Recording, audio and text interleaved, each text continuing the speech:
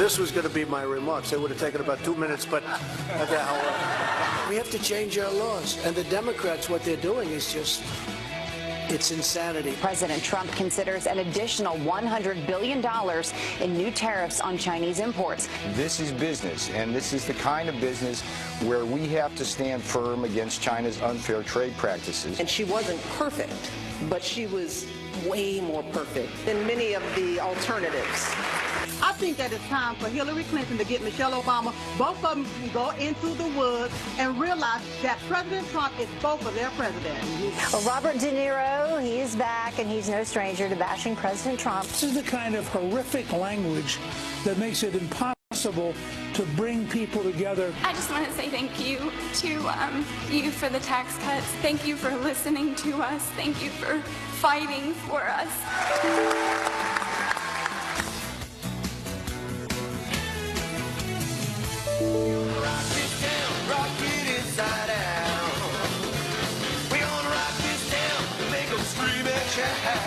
Yes, Brian Setzer wrote that song in Massapequa. He's from Massapequa, the Stray Cats. Can we look at that picture once again? We had a live image from the tidal basin down in our nation's capital because the producers put a camera there.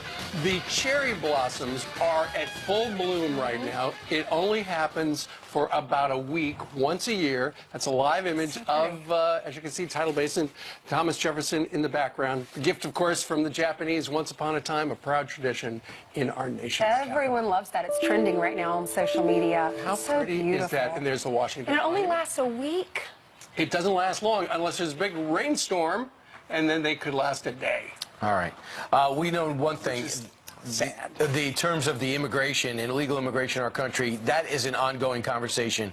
Now, for this president, when he didn't get his money for the wall, he did realize he had to get our military down to the border, and he's now come up with a number of how many National Guardsmen he wants and women he wants at the border, between 2,000 and 4,000. But right now, there's no permission from the governor of California, no rejection, but no permission to put him there. Yeah, they're just, we have Griff. California is considering it, and although we're going to tell you what the governor of the great state of Oregon said, and that's not good.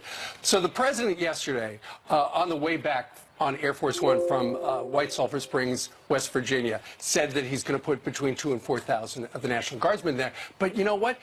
It's going to be open-ended. He didn't say how long they would stay, because essentially he said they're going to stay until they build the wall. He was there in West Virginia, and it was supposed to be a tax roundtable. He did talk about taxes and tax reform, and you heard in the open that lady who was trying to fight back the tears because she said, thank you so much for the tax cuts. It's really helped our family, and that her son wanted to be president one day.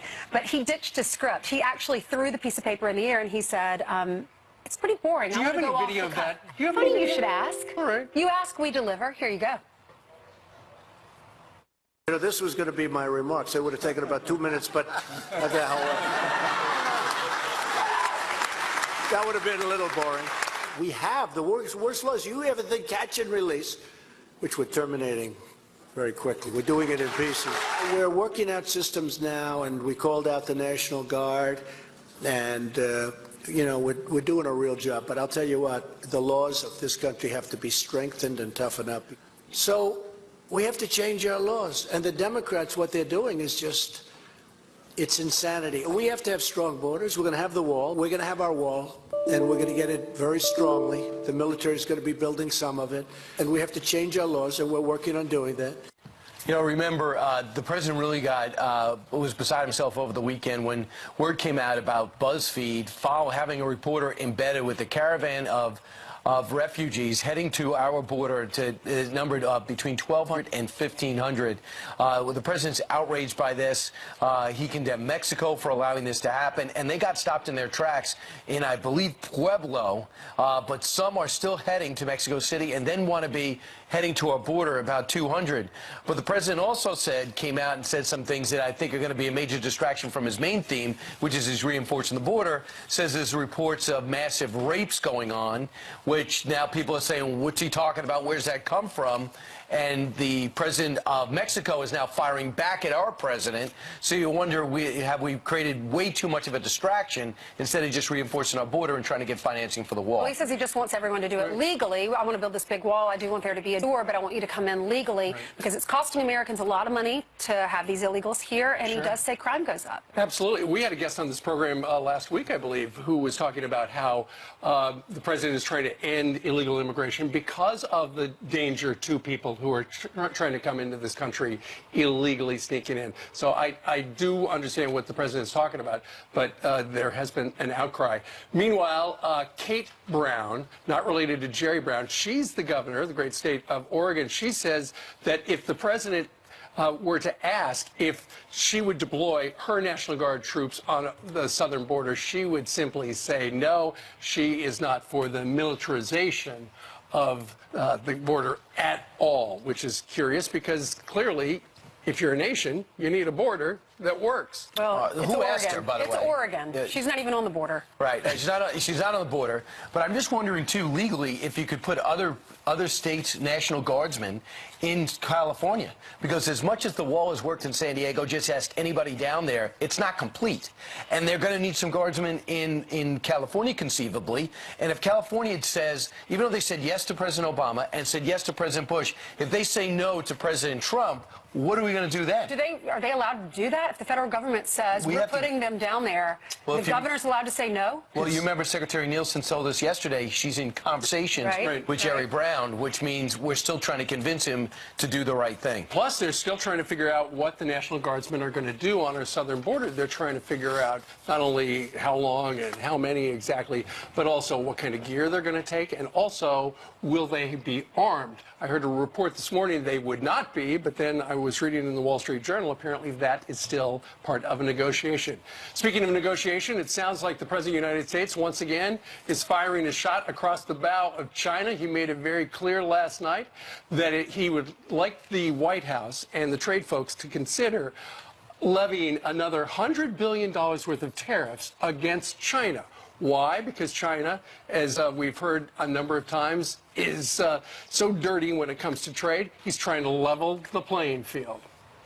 That's right. Yeah, this is kind of your baby, Brian. You love talking about this and how it's going to affect Americans because you're very knowledgeable when it comes to this. Because I've been asking you guys a lot of questions because I'm not a farmer and I don't understand it as well as maybe these individuals that are very involved in it. But I do know that growing up in South Carolina, we had one industry that was the textile industry, and we saw it just go kerplunk. When jobs China, went overseas. Jobs went overseas. All of the mills, people were out of work, and all of those mills were empty, and they ended up putting like apartment complexes in some of these mills. But if you go to some of these cities today, there's nothing there in these mills, and so we lost a lot of money because of it. Manufacturing is beginning to grow, and NAFTA is almost renegotiated. We heard Prime Minister Trudeau, President Trudeau, speak yesterday, say we're on the 5-yard line, as well as the Mexican president, if the well wasn't poisoned with all this immigration talk.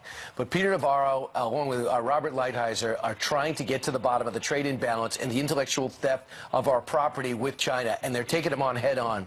Yesterday, the president has decided, after getting a report, they've been studying this for 12 months now, that instead of just going $50 billion in tariffs, we're going to up that to $100 billion. He is outrages our president that China not only is not cooperating and negotiating, they are trying to attack our farmers. And many people think it's because most of them voted for this president. Peter Navarro voted in those red states. Peter Navarro weighed in about 20 minutes ago. The president made a decision, and here's the two clear messages the president wants to send to the American people.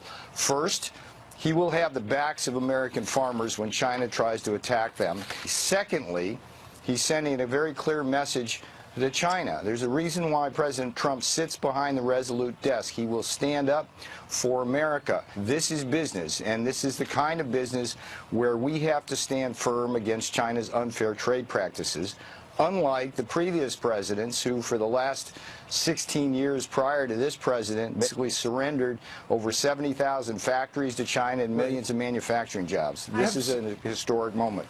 I do believe him. I believe that he will have the backs of Americans. Look at the coal industry. Hillary Clinton went into West Virginia and said, I want to end the coal industry. And he went in immediately afterwards and said, I want to bring back the jobs and I'm going to protect you guys. But that's a lot easier than this. He is a negotiator, though, and this is what he's good at. That's right. This is the starting point. Keep in mind, according to the Wall Street Journal, ultimately, the United States has a $375 billion trade deficit with China. He would like to reduce that, the president, by $100 billion and also reduce the import tariffs on cars and open up the financial markets as well. Ultimately, that is, it sounds like his end game, but right now he's throwing out the 150 number. But keep in mind, it's just a consideration. It's a what if. Behind the scenes, they're talking. Will this get them to move? So prices might go up for all of us when it comes to soybeans and cars and that kind of thing, but jobs will come back. And the markets will, right now, the markets are going down on the futures to see if they'll bounce back. China's Trump card, they have 1.17 trillion of our treasuries. That was at the end of January, it's since gone up. What if they do a call on that? Ultimately, though, there are no tariffs. It's all a suggestion. It's all a negotiation, and this is the opening bid from the president. So stay tuned. Meanwhile, 7-Eleven here in New York City. Time for some news. Good Friday morning to you guys. Let's get you caught up on some of the stories we're following starting here.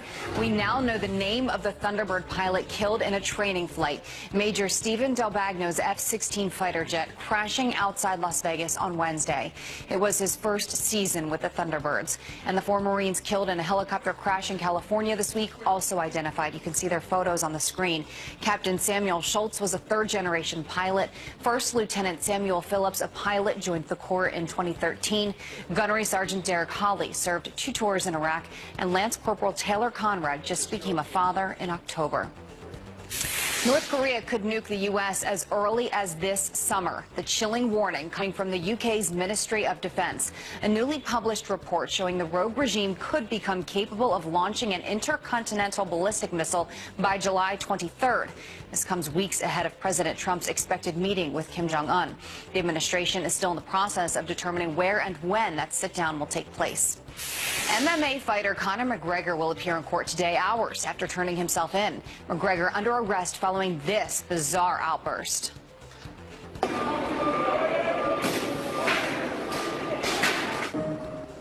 TMZ video appears to show McGregor throwing a dolly at a bus full of fighters, smashing a window at Media Day in New York City. 2 people on board are hurt and unable to fight. McGregor is charged with assault and criminal mischief. And Tim Tebow starting off the season with a little bit of magic.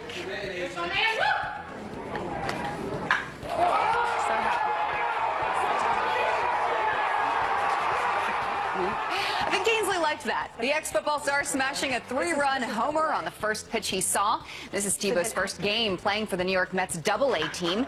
The Binghamton Rumble Ponies going on to win 6-0 in their Eastern League opener. Here's the thing, Jillian. Can you imagine? Okay, once he gets his baseball thing out of his blood, you know there's going to be a new He's football. doing well. There's going to be a new football league. I know. And we need him. We need him to play football. Is he really going to go from football to baseball to football to baseball to do it. football, It's America. He can baseball, do back to whatever he wants football, to. Whatever he to decides baseball? to do, we will all He's support going to be 50 him. years old and still going from one to the other. Let's just still pick do it. one and be great at it. And we'll still be covering it. Absolutely. No, this is what... I don't think you two are as big as fans as Ainsley and He's I a are. professional athlete. He's good in every sport. He is. And excel at it. Stop saying that about my man. You can't excel at it if you are all over the place. We just broke news. Ainsley's got a man. A new man. All right, coming up straight ahead. Should we stay in Syria? The president is signaling he's ready to get out, but won't exactly say when. Dr. Sebastian Gorka joins us. He looks like that. Plus, woman almost threw $2 million away, literally. How her husband helped save the payday. He didn't take out the trash. Glad you're up. It's Friday. President Trump this week signaling he's ready to pull out all our troops from Syria. Many are nervous about that, but the White House won't exactly say when or what is the president actually up to when it comes to Syria. Should we actually stay or should we go? Let's ask the former deputy assistant to the president, who's still in constant contact with the president. He's a Fox News contributor, Dr. Sebastian Gorka. Dr. Gorka, word is the Secretary of Defense Mattis, and by the way, his book is Defeating Jihad, talks all about this. So Secretary of Defense Mattis, incoming National Security Advisor Bolton, all say, whoa, Mr. President, wrong time to leave. President Obama did this once, and we paid the price with the rise of ISIS. Does the president not realize that?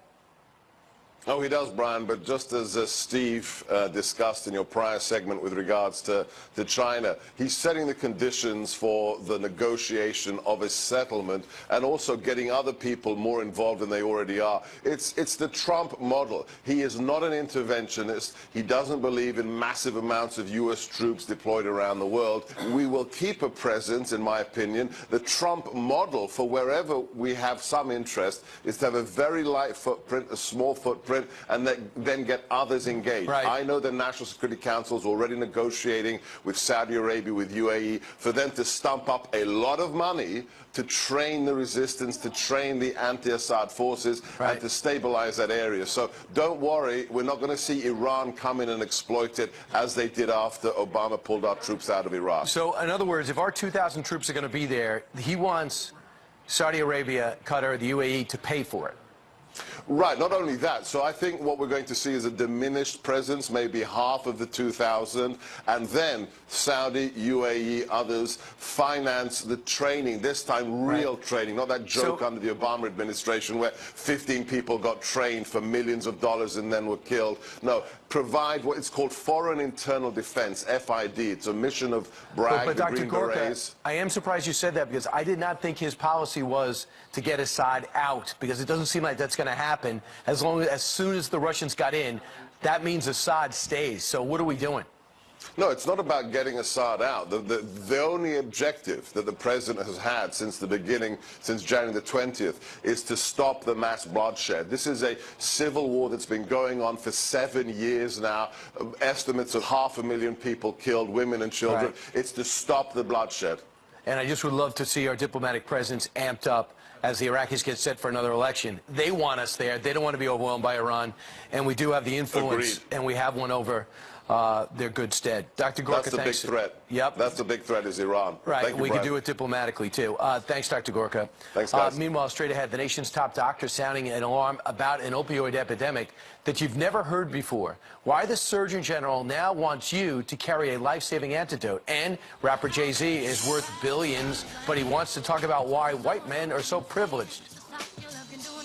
Together, now it's time for news by the numbers. First 23 years, that's how fast officials say Arlington National Cemetery could run out of space. Arlington is now asking the public for suggestions on what to do as available land shrinks and requests for burials sadly grow. Next 8. That's how many continents there could be due to the miles-long crack that's threatening to split Africa in two. It's caused by seismic activity, thanks a lot, Earth, and would likely take 10 million years. I'll stay on that one. And finally, $2 million. That's how much this scratch-off lottery is worth, and its owner almost threw it away. A Michigan woman tossed it into the trash, thinking it was a loser. Fortunately, her husband took a second look. Thank goodness for men. Ainsley, Steve? Thank you, or how about the woman who bought it? Thank you, Brian. We have something. All right, look, you're seeing a picture of Jay-Z right now, the rapper, continuing his attacks now on the president and lecturing the country on why white men are so privileged in an upcoming episode of David Letterman's new show on Netflix. Watch this. He's bringing out an ugly side of America that we wanted to believe was gone. And it's still here, and we still got to deal with it. And we have to have the conversation. We have to have tough conversation. We have to talk about the N-word, and we have to talk about why white men are so privileged in this country.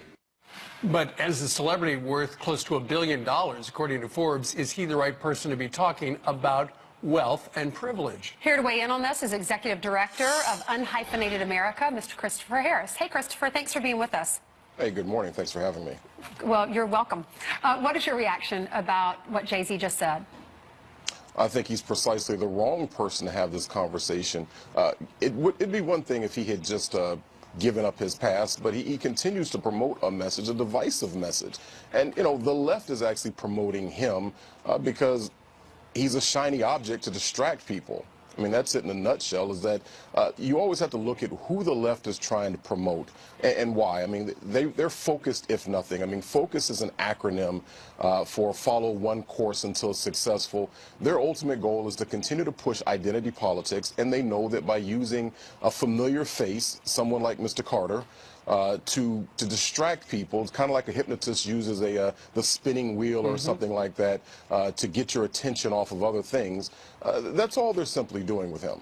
Christopher, I thought over the last couple of years the Democrats were pretty much decided that the identity politics that they had employed in the past didn't really work. So it is surprising that they would go forward with that as a party.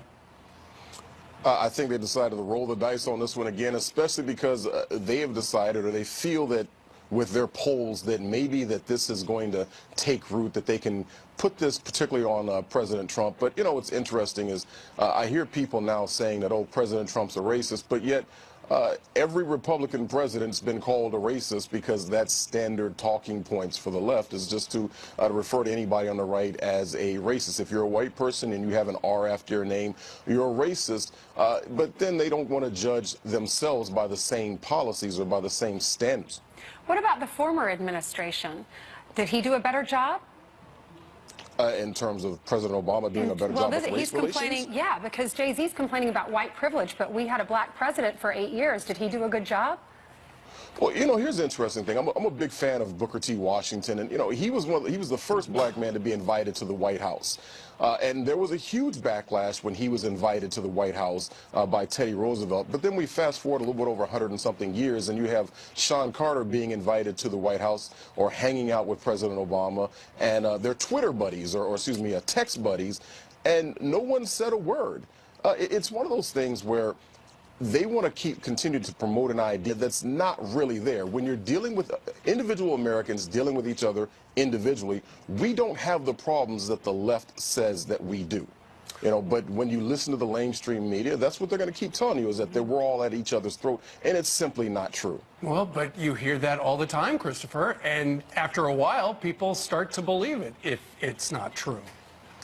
Well, you know, yeah, if it's on TV, then it must be true. That's what they're trying to get you to believe. I mean, and we've been indoctrinated to follow that lane, that train of thought. And if you keep watching many of the other networks, that's what they're going to keep promoting. It's all day, every day. It's identity politics all day, every day. And it's a flood. And if you keep hearing it, you have to say, well, maybe there's some truth to it. But no, there's no truth to it. But they keep perpetuating it. Christopher, what does your group, Unhyphenated America, do?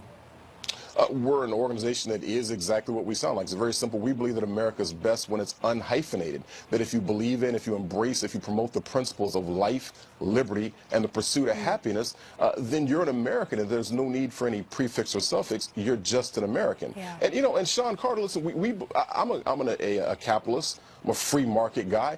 I promote capitalism and free markets. I look at Sean Carter, I congratulate him on the changes he's made. But here's the question, who's following behind him? This is why I talk about gentlemen like Booker T. Washington, because he took his position, he took his wealth, and actually helped to raise black people in particular up from slavery and helped to move towards racial reconciliation in America. Yeah. Is Mr. Carter doing that? Well, I think the answer is no. Jay-Z, Beyonce, they've done phenomenal. You know, their music is great. They have... I love their music, and I think they're doing a great job. And look where they came from, and they worked their way up. And they're capitalists. They're capitalists. And I congratulate them for that. It's not. I just don't like the victim mentality. I feel like we need to promote positive and telling our kids to work really hard, and you can achieve your goals. And that's what America's about. All right. He's the executive director of Unhyphenated America, Christopher Harris. Thank you very much for the conversation. Thank you so much. Thank you. All right. 7:30 now here in New York City. The anti-sanctuary state movement now sweeping through Southern California. Griff Jenkins has been talking with local leaders who are defying Governor Brown. He is live at the border fence next. And your mission, should you choose to accept it, help cops find this bad guy. That bad guy?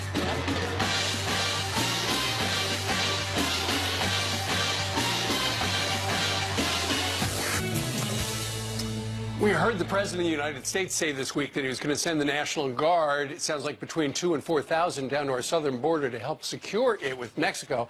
More and more cities and counties in California are lining up to fight California's state sanctuary policies that went into effect in January. Yep, the San Diego Board of Supervisors is going to be the next to vote on this issue. That's coming up on April 17th. You mean there's more to California than just Los Angeles and San Francisco? Griff Jenkins is live at the border just outside San Diego and joins us with the latest. Hey, Griff, that wall looks pretty secure. That's right, guys. You know, Brian, whether you're standing on this wall or you're 45 to 50 miles north where Escondido is, the Board of Supervisors for San Diego County are next. April 17th will vote to take action similar to that of which we saw with Escondido. Here is the chairwoman, Kristen Gasper, and Vice Chair Diane Jacob telling us what they plan to do next. Take a listen. We want to do something more than a resolution, or at least I personally do, because that's seemingly meaningless. We'll be working in closed session with our legal team to really explore any and all options that we have as a county to provide meaningful input into this lawsuit. I've represented about 50 miles of our San Diego County, the U.S.-Mexico border, ever since I've been in office, and I've seen the changes that occurred on the border. And it's not good. And what she says is not good is this SB 54. That's why all these municipalities are pushing back that broken down relationship between local and federal law enforcement. So we talked to San Diego's field director for ICE, Greg Archambault. Here's how he says it impacts him. And instead of having one officer go to the jail to pick somebody up, now we have to have a team of officers waiting outside the jail for the person to get released. Now, are we capturing all those people? No. They're getting released to the street, and now we're going to have to put a team together to go out into the community to look for this individual. So it's more dangerous for our officers. There are 18 cities inside San Diego County. Escondido was the first, but it looks like it's not likely the last. We'll see what San Diego County's Board of Supervisors does in less than 2 weeks, guys. Yeah, and Griff, we do not have a reaction from Governor Brown yet, right? No, we do not. We have not had a reaction from Governor Brown or Attorney General Xavier Becerra over the backlash from now what is 6 cities and counties saying that this law, particularly SB 54, crosses a line between protecting illegal criminal aliens' rights and the safety of their communities. It's not just that. They say it's unconstitutional. All right, Griff, thank you very much for getting up so early. It's 4:36 where he is in San Diego. All right. And it's 20 minutes before the top of the hour for Jillian. And he was in the 5 a.m. show, too. He's been up all night long. No, Brian, are you going to give him a pay raise? Yes. Brian has all the power here. Yes, okay. Can I get one, too, while you're at it? Absolutely. Thank you. Okay, let's get you caught up on some of the stories that we're following right now, starting with this. Brothers and convicted killers Eric and Lyle Menendez reuniting behind bars after 22 years apart. Eric moving into his brother's housing unit in a San Diego prison. They can now interact with each other during rehabilitation programs. The Menendez brothers both serving life sentences for shooting and killing their millionaire parents in 1989. The Surgeon General wants more Americans to carry an opioid overdose antidote. In a rare advisory, Dr. Jerome Adams saying the move could save lives. Quarters of overdoses are occurring in non-medical settings, so we can't rely on the traditional first responders. It's the first national public health advisory in 13 years. All 50 states have passed laws improving access to the life-saving drug naloxone. The search for a crawling burglar is on. Look at your screen. Police in Georgia releasing surveillance video from inside a cell phone store, pleading for the public's help in a creative way.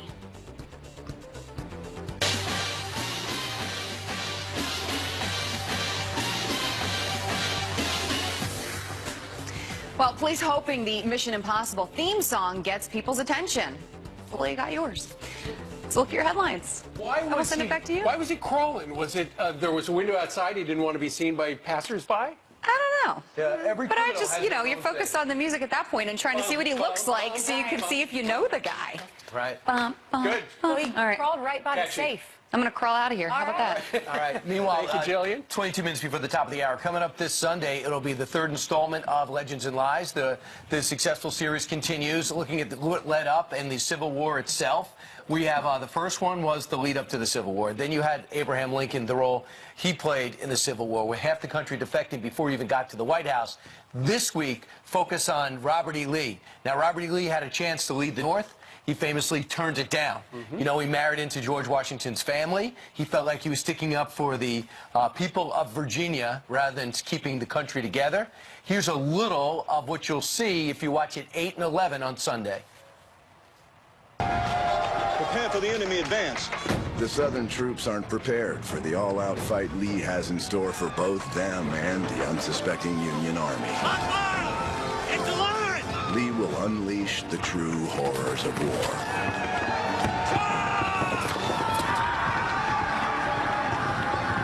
Transforming him in the eyes of his men and the world. Well, I understand. Brian's the host. That Brian is the host of all 12 episodes. But this is so well scripted, so well acted. I deserve no credit for it. So it's an honor to be involved in it. But the one thing they do is they talk about what's at stake, and look at what has come up since. We're now debating on the statues. We're talking about Grant as the number one book in the country for about 3 months, and talked about how great he was. But while the North was struggling to find the right leader, somebody that would actually want to fight, the South was thriving thanks to Stonewall Jackson and Robert E. Lee. What's the one thing that you walked away that you learned from this that you didn't know before? I cannot believe how much I didn't know, and how much bloodshed there was. Over 600,000 Americans died fighting each other in a war that very easily could have went the other way. The Civil War, indeed. Catch it on Legends and Lives this weekend. Sunday Brian, night. the host. Yeah. Very good. Sunday night. 8 and 11. I think you'll love it. Brian. Meanwhile, 20 minutes before the top of the hour. President Trump yesterday in West Virginia slammed that state's U.S. Senator Joe Manchin. Listen to this. He votes against everything, and he voted against our tax cuts. He also voted against medical help and health care, and that's bad. The president wants Joe Manchin to be out of the Senate, and he would like that guy, or at least a Republican, to be in. Republican Evan Jenkins, West Virginia congressman, is going to join us on the other side of a brief timeout. Plus, Joe Biden says he's getting ready to run in 2020 on one condition.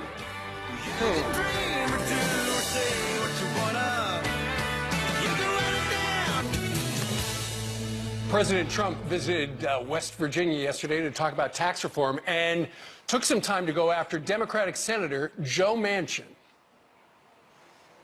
He votes against everything, and he voted against our tax cuts, and that was bad. And he also voted against medical help and health care, and that's bad. And we can't have it. So, you know, it's one of those things. And he does other things that I don't like, I'll be honest with you. Our next guest is a Republican congressman running for Senate in West Virginia and hopes to face Manchin in the general election come November. Joining us right now from West Virginia is Congressman Evan Jenkins. Evan, good morning to you. Good morning, Steve. Great to be with you. Hey, you know, if I was Joe Manchin yesterday, my ears would have been burning because the President of the United States was on his home turf talking about what a lousy job, in the President's estimation, Joe Manchin has done for the people of West Virginia. And that's important because President Trump carried West Virginia by 42 points. And if Joe Manchin wants to win in November, he's got to have some goodwill. And right now, it ain't there.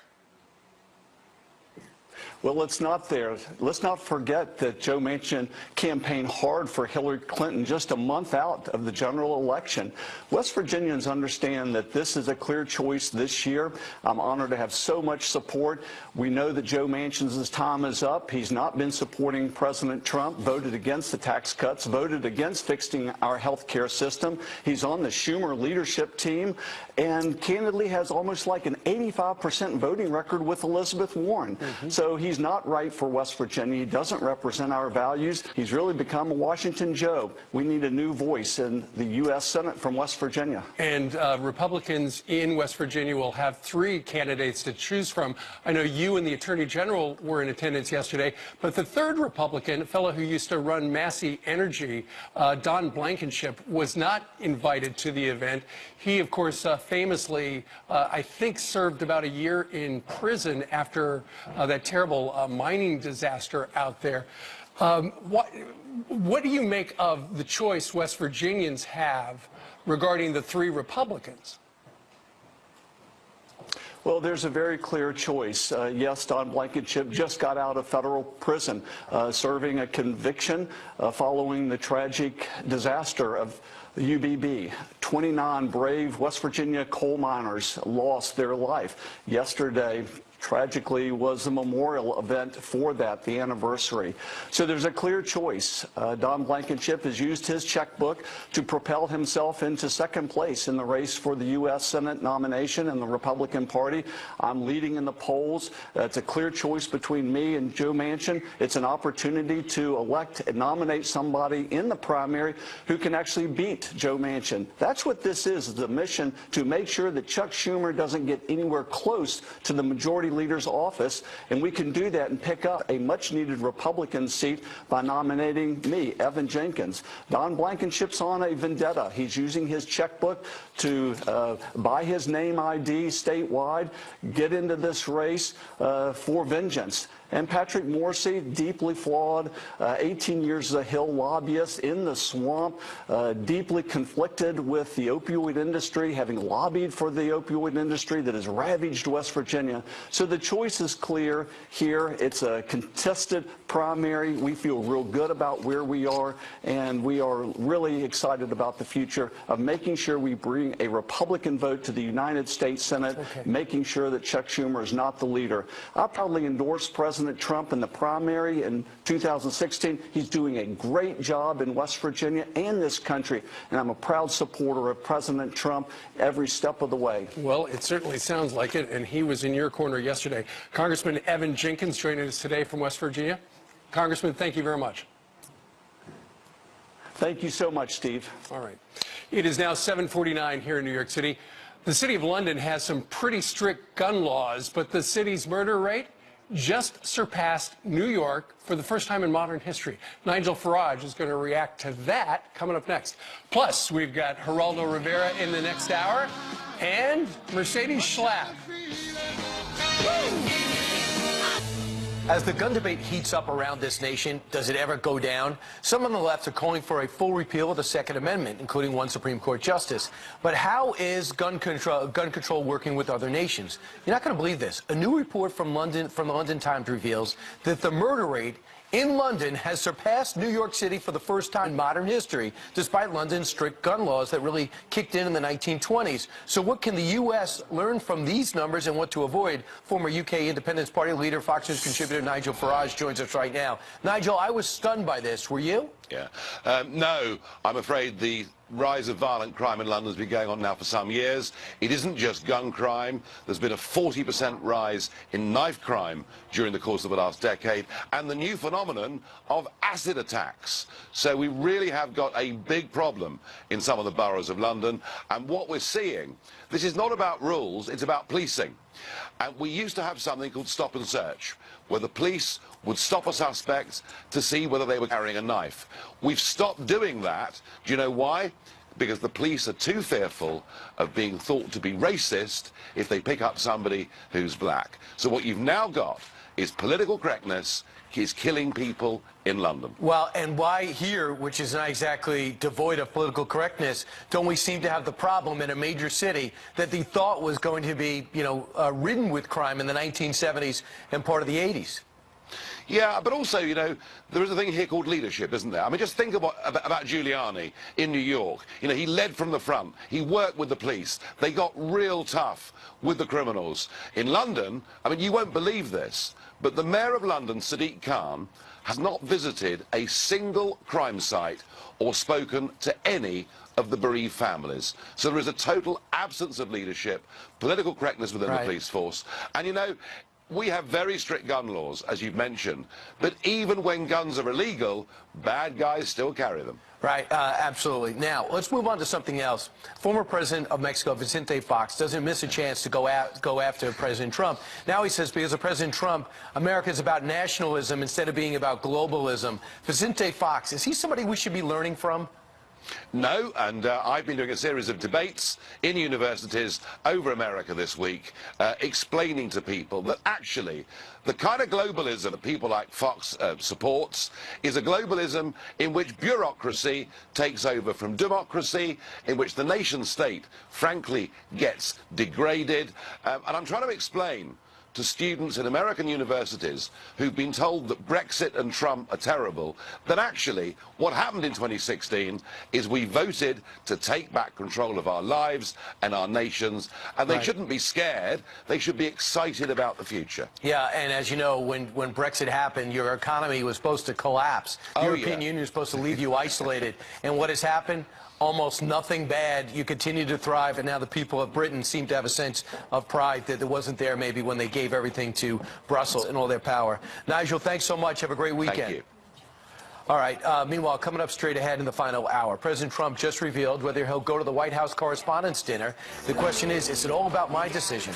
Geraldo Rivera is here to react to that and so much more, as well as his brand new book when he comes on our show. He'll walk in any moment.